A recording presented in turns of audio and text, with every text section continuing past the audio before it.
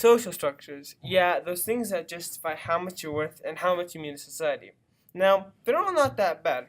For example, if you're a senator, you're so rich you could pretty much be dropping sesterces, which is Rome currency.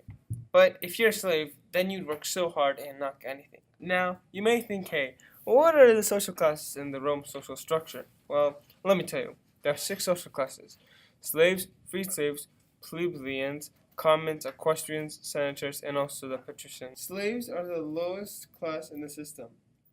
All slaves and their families were properties of the owner, who could do whatever they want to their slaves. They could sell them, they could rent them, they could even whip them, or they could even kill them and not get punished for it. Freed slaves could work in the same jobs as plebeians, craftsmen, midwives, or traders. There were many ways that they were able to get free from slavery. One way is if they were too old. Most likely, people who became free worked for the rich people, and the senators, and the farms were unlikely to become free. The free men and women still had to do whatever their ex-owner wanted them to do. The freed plebeians. The plebeians were average working citizens in Rome. They worked as farmers, breakers, builders, or craftsmen. They worked very hard to support their family. Also, they worked hard to pay their taxes.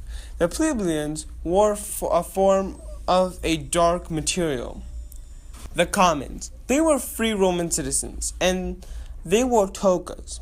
They could work as craftsmen, midwives, which is a person who trades or is trained to assist someone in birth.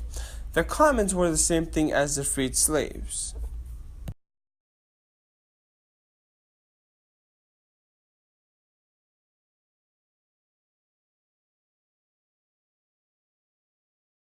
This class was traditionally the people who ruled Rome. They wore purple togas to indicate who was a senator or not.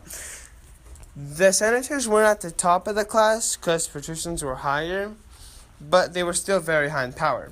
The senators, patricians.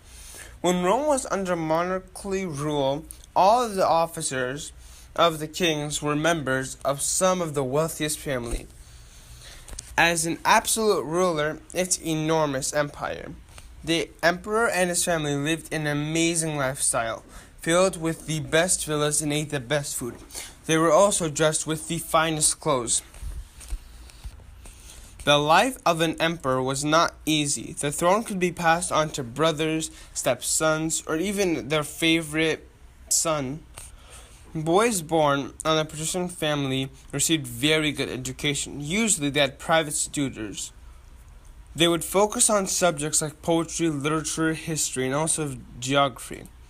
They would learn some mythology and also some important languages, and they also thought that public speaking was an essential part of education.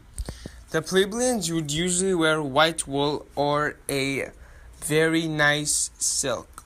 Home in Rome depended on how much money you had. If you were poor, then you live in very cramped apartments in cities or in small shacks in the country. But if you're rich, you were able to live in the biggest villas in the country or even private homes in the city. The vast majority of Roman citizens lived in cramped apartments called insulas. Insulas usually have 3 to 4 stories, housing about 30 to 40 people. The insulas were not really built well. The private homes where the wealthy elite lived in large single rooms. And all in all, the Roman social structure, while pitted against the poor, was an instrument in making the Roman Empire what it was. The rich rulers got richer while the poor got poorer, which eventually led the downfall of the empire.